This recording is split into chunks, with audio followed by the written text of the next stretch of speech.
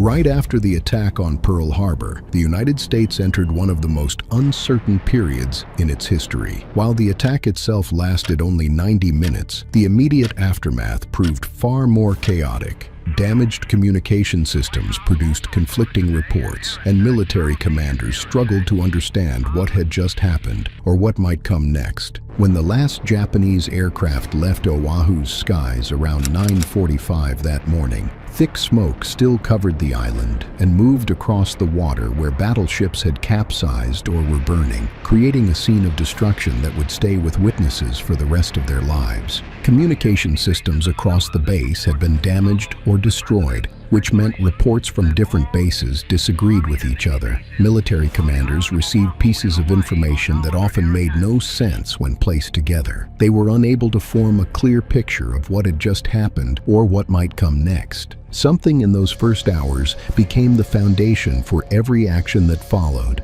and understanding what happened during that time reveals how unprepared America truly was. Radar operators continued watching their screens, but many had trouble telling different types of aircraft apart, which turned every blip into a potential threat. Meanwhile, anti-aircraft guns kept firing long after the Japanese planes had left because crews believed they saw more aircraft approaching, their fear and adrenaline making shadows into enemies. Families living near the coast fled inland, convinced that Japanese soldiers would land on the beaches at any moment. Hospitals transformed themselves within hours, with lobbies becoming emergency wards as medical staff prepared for casualties they hoped wouldn't come. But even as Hawaii scrambled to defend itself against threats that might never come, the real challenge was just beginning. The question everyone faced was simple to state, but impossible to answer. What should they do next when they do not know if the worst is over or still to come?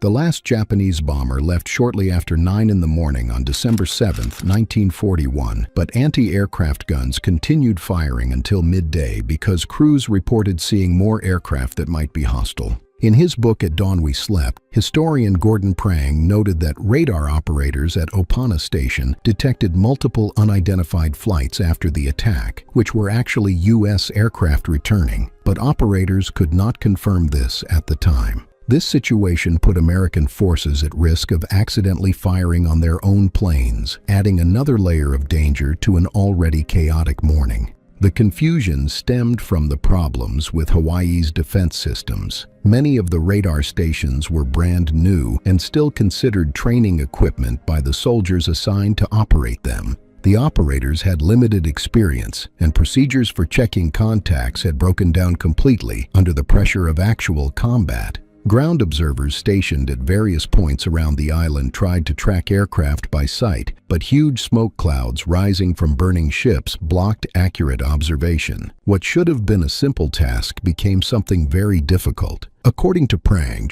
anti-aircraft batteries fired at false targets until late morning because thick smoke blocked visibility. The haze drifted for miles and blocked visual identification, creating an atmosphere where every shadow became a potential enemy aircraft. Without clear information about what was happening in the skies above them, commanders on the ground had to make critical decisions with almost no reliable data. As Prang documented, commanders feared an invasion because Japanese aircraft carriers were still unlocated. Without knowing where the Japanese fleet had gone, military leaders prepared for the possibility that landing forces might arrive at any moment. They positioned troops and equipment based on guesswork rather than intelligence. This fear of invasion spread beyond the military bases to the civilian population. Panic spread quickly through neighborhoods near the coast as families who had watched the attack grabbed whatever possessions they could carry and drove inland. Roads became clogged with traffic, which interfered with military vehicles trying to move supplies and personnel to defensive positions. The complete traffic jam made an already difficult situation nearly impossible to manage. When conditions worsened, some families abandoned their cars on the roadside and continued on foot while carrying children and whatever belongings they could manage in a desperate attempt to reach safety. While civilians fled and soldiers tried to organize defenses, the medical emergency grew worse as the day continued.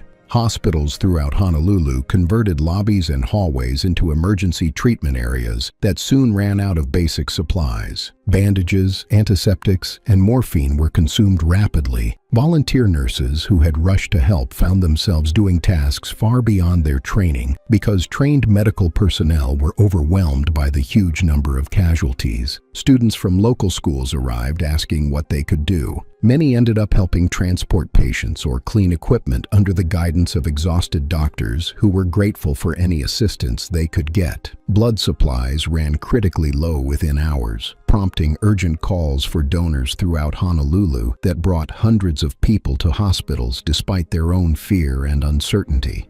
Adding to these challenges, many telephone lines connecting different installations had been damaged or destroyed during the attack. Field commanders received delayed and incomplete reports that made coordination nearly impossible. Without reliable communication, efforts became duplicated in some areas, while other areas received no support at all, creating problems that cost precious time and resources as commanders struggled to make sense of the situation. Some commanders resorted to sending messengers by vehicle or motorcycle to deliver orders, but this method was slow and unreliable given the traffic conditions and damaged roads across the island, turning what should have taken minutes into journeys that lasted hours. Military commanders faced a difficult choice between beginning recovery operations or staying ready to defend, knowing that either decision could prove fatal if they guessed wrong.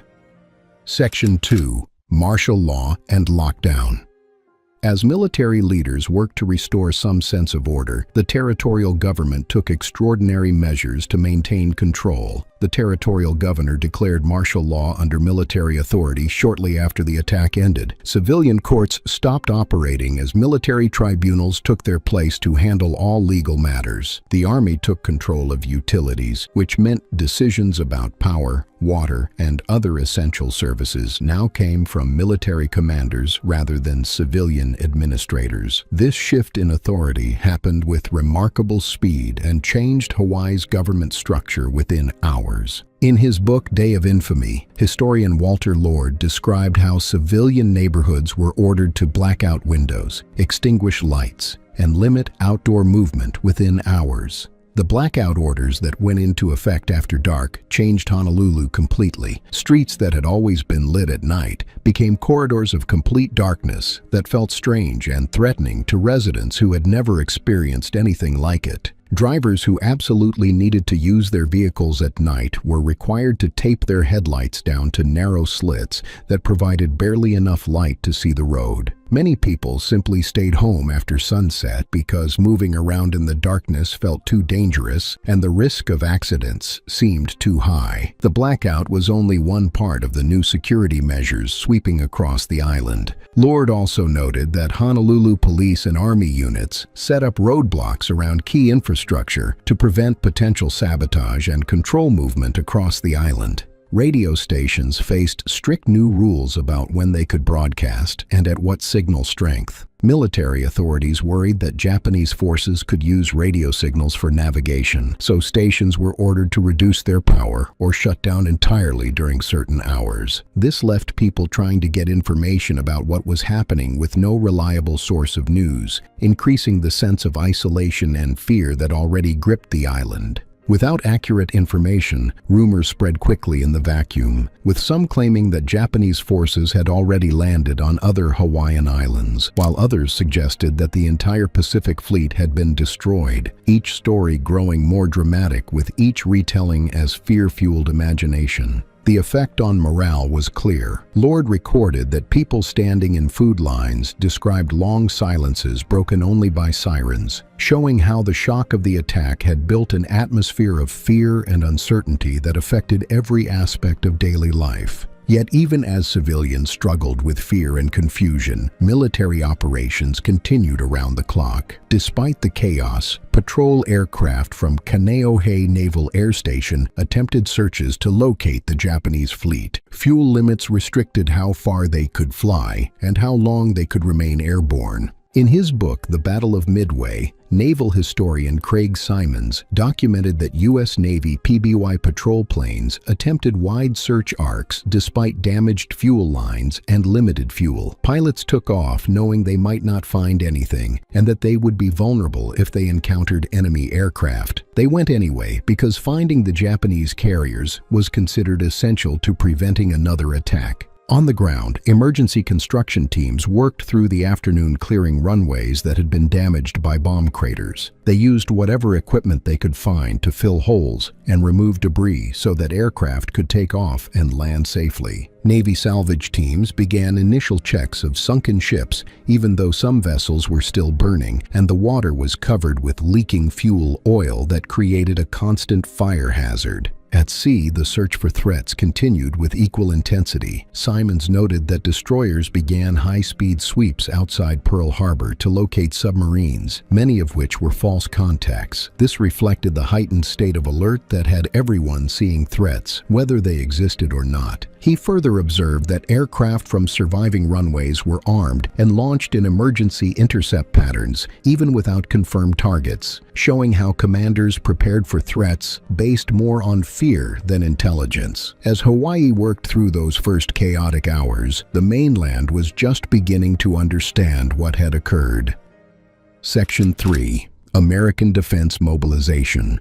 The time difference meant that most Americans heard about the attack during the afternoon on December 7, 1941. The initial reports were incomplete and often disagreed with each other. People across the country struggled to understand what had really happened. What they did grasp, however, was that the United States had suffered a significant defeat that would change everything. The response on the mainland was immediate and widespread. Army bases on the West Coast went to high alert within hours of receiving news about Pearl Harbor. Soldiers manned defensive positions and scanned the skies for enemy aircraft that might already be approaching. In his book, Tower of Skulls, historian Richard Frank documented that West Coast military bases triggered Condition 2 alerts, with aircraft loaded, fueled, and parked dispersed to avoid sabotage. Anti-aircraft batteries moved into place near major ports in Los Angeles, San Diego, and Seattle, while crews prepared to fire at any unidentified aircraft that appeared. Their fingers were tense on triggers as they waited for an attack that could come at any moment. The federal government grounded all civilian aircraft nationwide, which meant that commercial flights stopped operating and private pilots were prohibited from flying.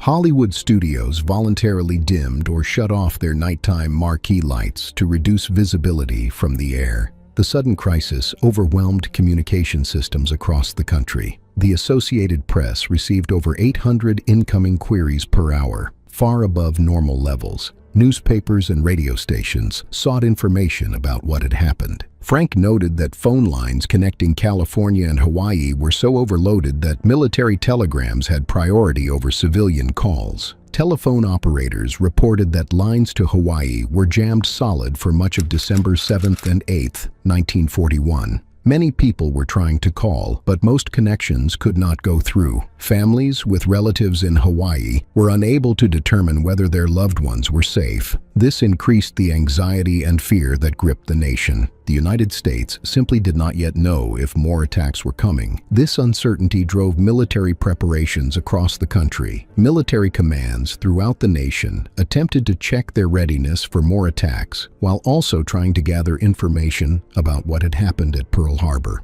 West Coast commanders worried that Japanese carriers might strike San Francisco or Seattle next and began moving forces into defensive positions. Frank also recorded that supply depots in San Diego and San Francisco began issuing ammunition to Coast Guard and Army coastal units as they prepared for battles that might begin at any moment. The concern extended to critical infrastructure beyond the West Coast. Commands in the Panama Canal Zone increased security because the canal represented such a critical war asset. Its loss would severely impact America's ability to move ships between oceans. At Atlantic Fleet commanders maintained their focus on German submarine threats, but also prepared for the possibility that they might need to send ships to the Pacific to replace losses at Pearl Harbor. Despite all this activity, information from Hawaii to Washington remained frustratingly slow and often inaccurate. Initial reports provided rough estimates of casualties and damage that changed constantly as more complete information arrived. Military officials in Washington received reports that disagreed with each other, with one message saying that a particular ship had been sunk, while another message claimed the same ship was still afloat, making it impossible to know what the real situation was as commanders tried to assess the true extent of the damage.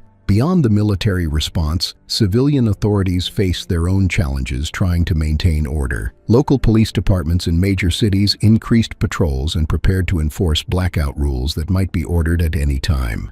Fire departments reviewed their procedures for responding to air raids and bomb damage. Civil defense organizations that had existed mostly on paper suddenly became relevant. Volunteers who had joined these organizations expecting never to do anything found themselves being called up for actual duty. The West Coast felt especially exposed because residents understood they were closer to a possible Japanese attack than people living elsewhere in the country. This sense of vulnerability affected daily life in coastal communities. People living near naval bases or aircraft factories worried that these facilities might become targets. Some chose to send their children to stay with relatives inland, where they might be safer from bombs or invasion. Schools discussed evacuation plans and prepared to close if attacks occurred. Businesses near war installations considered whether they should close temporarily or move their operations elsewhere to reduce their risk.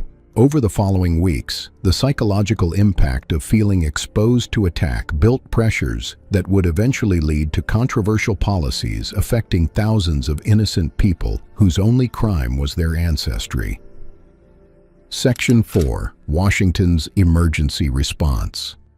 As the West Coast prepared for possible attacks and the public grappled with fear and uncertainty, the center of government in Washington worked through the night to shape America's response. President Roosevelt received initial casualty estimates during the evening of December 7, 1941, but these numbers rose steadily through the night as more accurate reports arrived from Hawaii. According to records from the Roosevelt Presidential Library, Roosevelt received the first accurate casualty summary close to midnight, listing more than 2,000 dead and massive fleet losses. The figures began at several hundred, then climbed to over 1,000. And continued rising as rescue teams discovered more victims in capsized ships and damaged buildings. Each new report made the scale of the disaster clearer and more terrible. Knowing that the nation would need to understand what had happened and what came next, he directed his speechwriter, Samuel Rosenman, and others to begin preparing draft statements that could be delivered to Congress. He knew that a declaration of war would almost certainly be necessary. The words he chose would shape how the nation understood this moment. In his book Combined Fleet Decoded, historian John Prados noted that the earliest draft of the Day of Infamy speech was only one sentence long, but Roosevelt personally rewrote it into the historic version. Roosevelt also instructed military commanders to make locating the Japanese fleet carriers their top priority. Preventing another attack required knowing where those carriers were positioned and what they might strike next. Congressional leaders were contacted by emergency messengers throughout the evening as word spread that the president would address a joint session the following day. Many representatives and senators had been away from Washington for the weekend and needed to return immediately. Some lawmakers were hundreds of miles away and had to arrange emergency transportation to get back to the Capitol. Prados documented that Congress members were escorted by police and military due to fears of sabotage in Washington. D.C. special cordons were established around the Capitol building to protect the government's ability to function. Committee chairs began drafting the language for a war declaration before dawn, knowing that time would be limited once the formal session began and that every word would matter in defining how America would respond to this crisis. While Congress prepared for its historic session, military command structures activated emergency protocols that had been prepared for this type of crisis but had never been tested under real conditions. Prados noted that the War Department evaluated the possibility of attacks on the Panama Canal and West Coast cities while trying to determine which locations faced the greatest risk. Naval Department officials requested immediate fleet readiness updates from both Atlantic and Pacific commands. They sought accurate information about which ships were available for operations and which were undergoing repairs or maintenance. The Army Air Forces ordered increased air patrol coverage over major industrial centers, particularly aircraft factories and shipyards that would be essential for wartime production. Across the federal government, different departments tried to work together on their responses, though the lack of established procedures for this level of crisis slowed coordination and created confusion about who had authority over what. The Federal Bureau of Investigation started watching individuals deemed potential security risks, particularly those with connections to Japan or Germany. This effort would eventually lead to controversial policies affecting Japanese Americans, though those decisions had not yet been made during the first night. The Treasury Department began planning for how to fund a major war effort through bond sales and tax increases. The State Department looked at the effects on diplomatic relations, particularly regarding whether Germany and Italy might declare war on the United States in support of their Japanese ally. Throughout all this activity, Roosevelt remained at the White House despite concerns for his safety. According to Roosevelt Presidential Library records, military advisors urged the president to relocate to a safer site, but Roosevelt flatly refused, believing it would signal panic. His determination to remain visible and in command helped establish a sense of steady government operations despite the crisis. These overnight actions laid the foundation for America's wartime transition. The question of how to present the situation to Congress and the American people occupied much of the president's attention. Roosevelt's inner circle debated the approach. Some advisors argued for emphasizing that the attack occurred while diplomatic negotiations were still underway. Others suggested focusing on the military necessity of responding to prevent further attacks and protect American interests. Roosevelt himself understood that the speech needed to unite the country while avoiding language that might seem overly dramatic. The phrase that would become famous appeared as Roosevelt refined his message throughout the night. December 7th would be described as a date that will live in infamy. Beyond the speech, military planners faced the practical challenge of determining how to continue the fight. They began figuring out how to wage war across the Pacific with a significantly damaged fleet. Repairing or replacing the battleships lost at Pearl Harbor would take months or years. Alternative strategies would be needed to continue fighting. Aircraft carriers became more important in planning than they had been previously. The fact that these ships had survived the attack provided some options for future operations. Plans for offensive operations against Japanese-held territory were postponed, while commanders focused on preventing more losses and securing American positions across the Pacific. At the same time, intelligence services worked to develop better information about Japanese capabilities and intentions. New procedures for sharing intelligence between services were discussed. Putting these procedures in place would require time and overcoming years of institutional separation that had created the missing pieces, allowing the attack to succeed. Prados documented that intelligence divisions attempted to re-establish broken communication lines with Honolulu, taking nearly 24 hours to stabilize the connections needed for reliable information flow.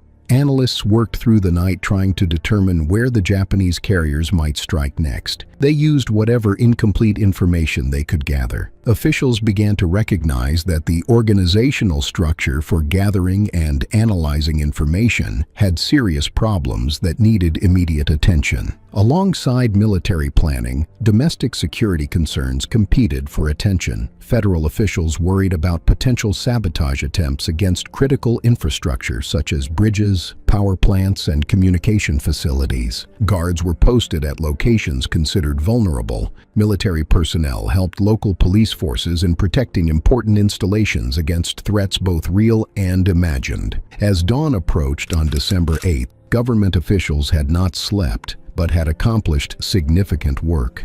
Draft legislation was ready for congressional consideration. Military orders had been issued to commands across the country and around the world. Preparations were underway for the president's address to Congress. The speed of this response showed that the American government retained the capacity to organize and act once the initial shock had passed. However, many questions went unanswered. No one knew where the Japanese fleet had gone after leaving Hawaiian waters, or whether more attacks were about to happen. The full extent of damage at Pearl Harbor was still being checked. Casualty figures continued to rise as rescue teams worked through the wreckage. Most critically, no one could predict how long the war would last or what sacrifices it would require from the American people, and those changes would begin immediately. Section 5. America enters global war. While Hawaii struggled to recover and Washington worked through the night, the war that had begun at Pearl Harbor continued to expand. Japanese forces continued their offensive with attacks on multiple locations across the Pacific. The Philippines came under assault beginning December 8, 1941, Manila time, which was still December 7th in Hawaii due to the international dateline. British possessions in Malaya faced invasion. Guam and Wake Island came under attack. This expanding crisis meant that American military forces could not focus solely on recovering from Pearl Harbor. They also had to respond to new threats developing across a vast area. Resources were already stretched to the breaking point. Yet even amid this expanding crisis, as the first 24 hours drew to a close, some patterns had begun to appear from the chaos. The attack on Pearl Harbor proved significant, but not completely crippling. Perhaps most importantly, American aircraft carriers had been at sea during the attack and were undamaged. This meant the Pacific Fleet still possessed important striking power. Repair efforts were underway on damaged ships. Some vessels that had seemed beyond saving might actually be returned to service. This offered hope that the situation was not as dire as it first appeared. But while Hawaii and the West Coast dealt with immediate threats, Washington was already laying the groundwork for a longer struggle. The War Production Board was in early formation stages even before the formal declaration of war. Officials identified which industries would need to convert from civilian to military manufacturing. They determined how quickly those conversions could happen. In Tower of Skulls, historian Richard Frank noted that industrial companies, including Ford and General Motors, received early guidance to prepare for wartime production conversion. This began a transformation that would turn America into what Roosevelt would later call the arsenal of democracy. Industrial firms began preparing to switch their production lines from consumer goods to weapons, vehicles, and other military equipment. Civil defense measures were put in place in major cities. This included blackout drills that tested whether residents could quickly turn off all outside lighting when ordered to do so. Frank documented that coastal cities began nightly blackout drills within days of the attack, preparing for air raids that might come at any moment. The draft expansion that followed December 7th changed American society more rapidly than any previous buildup in the nation's history. The response from ordinary Americans was immediate and overwhelming. Thousands of young men volunteered on December 8th alone. They formed long lines at recruitment centers across the country that stretched around blocks. Patriotic feelings mixed with anger over the attack.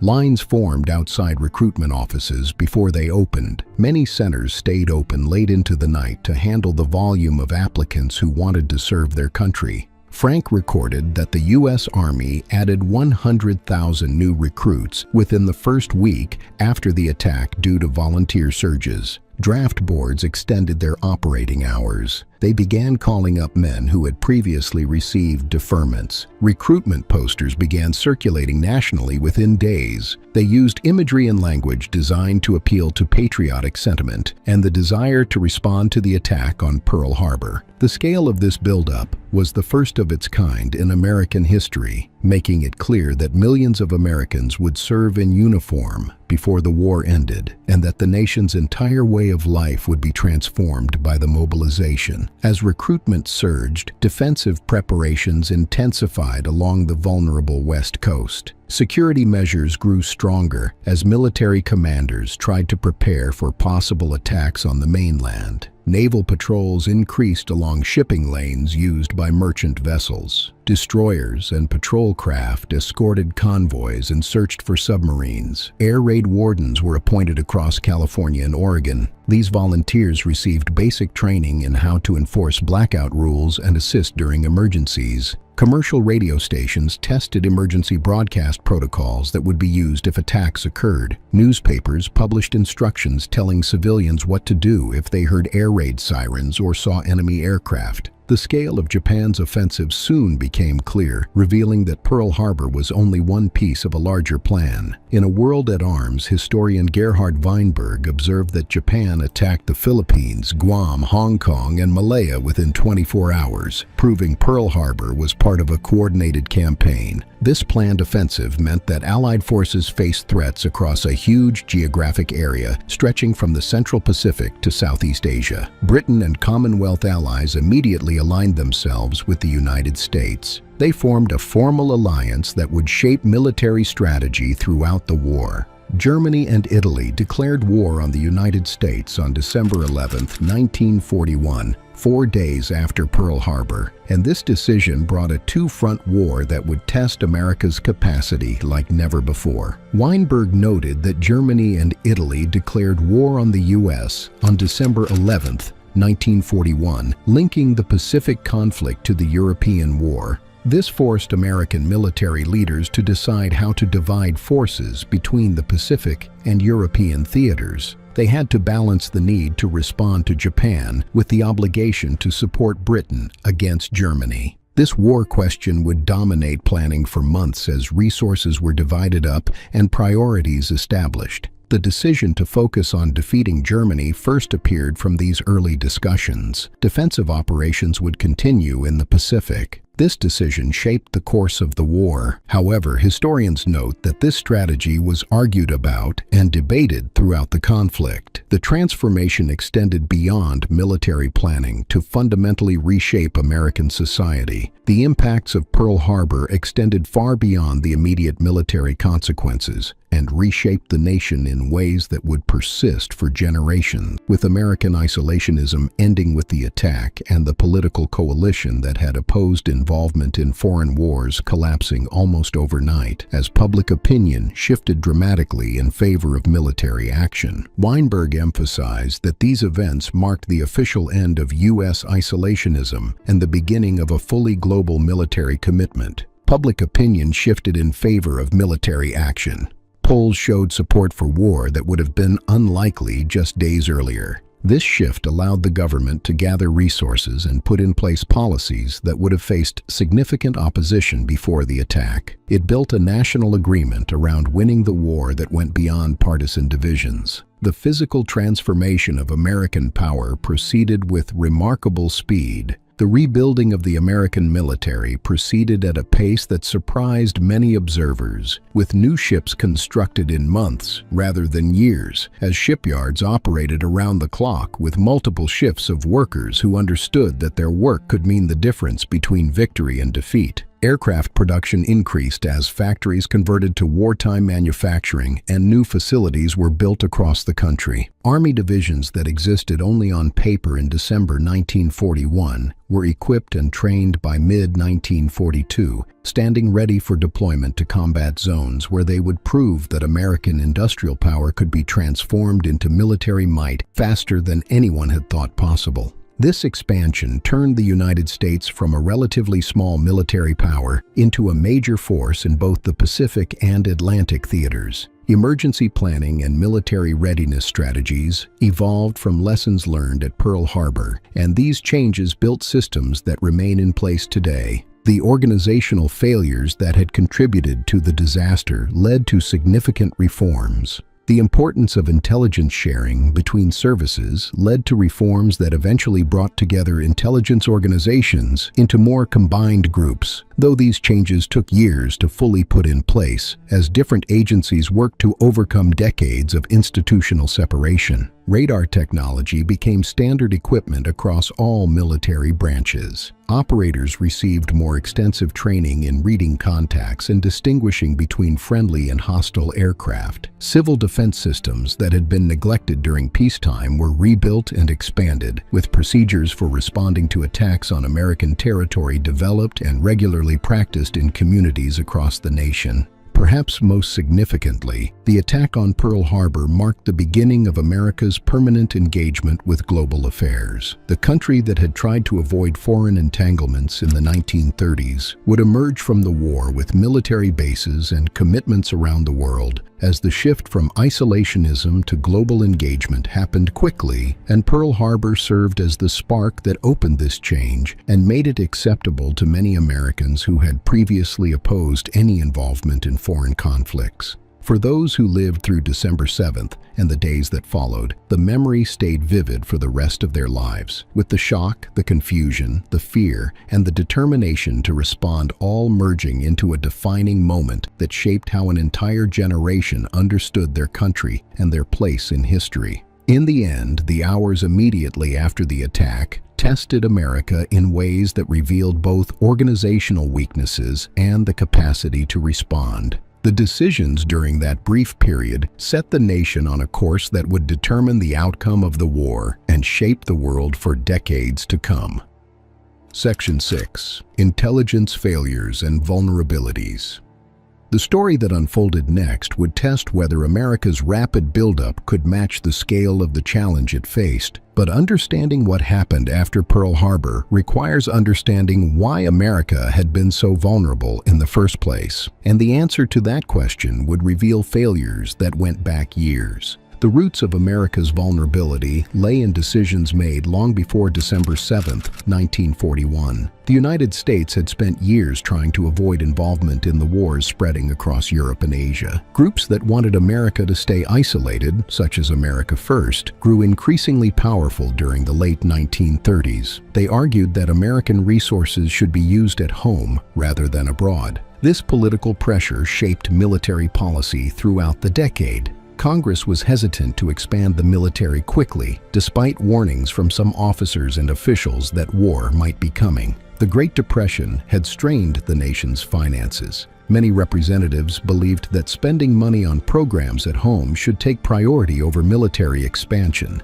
In his book, A World at Arms, historian Gerhard Weinberg observed that the U.S. Army in 1941 had only begun modernizing after years of low funding and minimal public support. When the attack on Pearl Harbor occurred, the American military was smaller and less prepared than the situation required. The defensive posture at Pearl Harbor itself reflected these broader problems. The Pacific Fleet had only moved to Pearl Harbor in 1940 as a show of American naval power in the Pacific. Many of the aircraft stationed at Oahu's various airfields were parked wingtip to wingtip in an arrangement designed to prevent sabotage by making the planes easier to guard. However, this arrangement also left them open to air attack, with a single bomb or strafing run capable of damaging multiple aircraft at once, turning what seemed like a defensive measure into a critical vulnerability that would cost American forces dearly. The way American intelligence services were organized created even more serious problems for understanding Japanese intentions.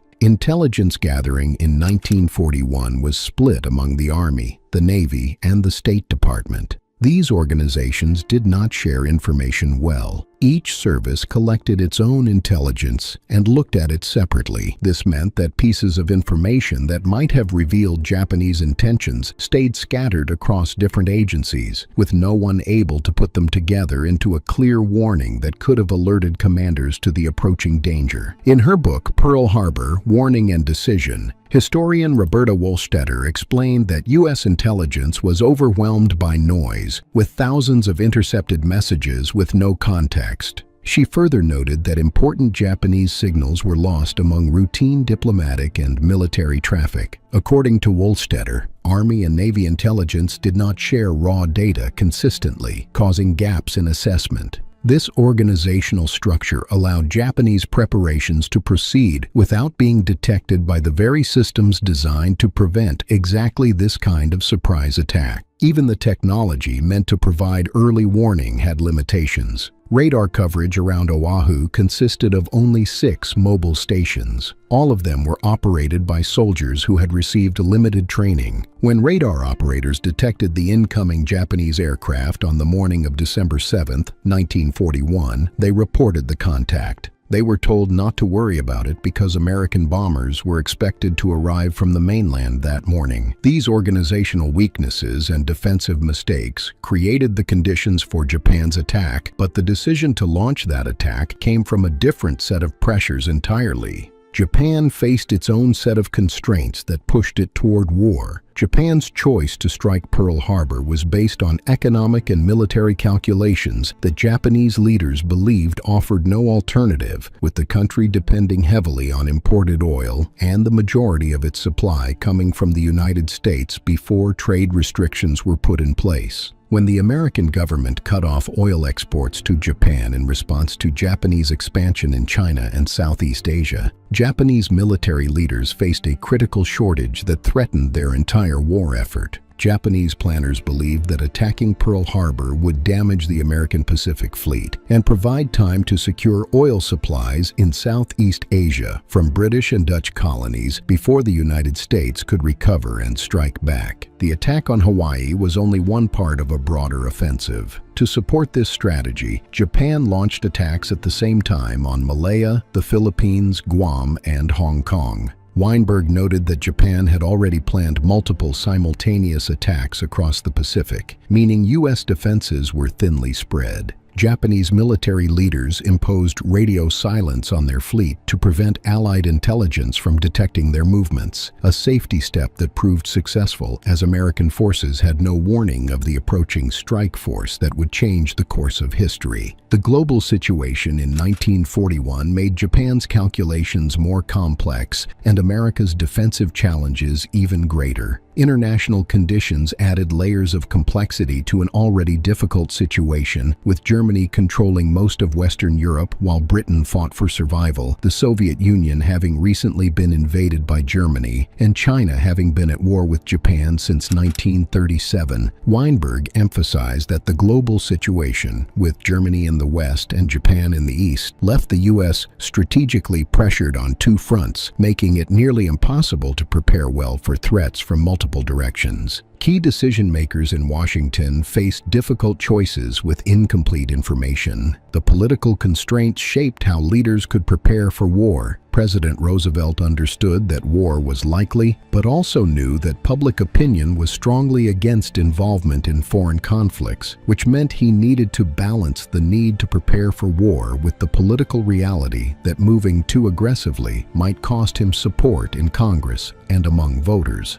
Admiral Husband Kimmel and General Walter Short, who commanded forces in Hawaii, both received warnings about possible threats, but interpreted these warnings based on what they believed were the most likely scenarios, which did not include a carrier strike against Pearl Harbor. Allied intelligence services as a whole struggled with the same problem. They knew Japan might take aggressive action, but had trouble determining where and when such action might occur, with some believing Japan would strike British and Dutch possessions in Southeast Asia, but would avoid attacking American territory directly because such an attack would almost certainly bring the United States into the war. Historians continue to debate whether better intelligence sharing or different assumptions could have provided adequate warning. Regardless of what might have been, these problems allowed the attack on Pearl Harbor to succeed, with the decisions in Washington, the organizational issues in intelligence services, and the weaknesses at Pearl Harbor all combining to produce one of the most significant defeats in American military history. But understanding what happened after Pearl Harbor raises an even bigger question. Why did Japan launch this attack in the first place? The decision was not made lightly, and the reasons go far deeper than most people realize. To understand what drove Japan to this moment, we've covered the strategic pressures behind the attack. And if you're curious how Japan's military fortunes shifted just 6 months later, the Battle of Midway tells that story.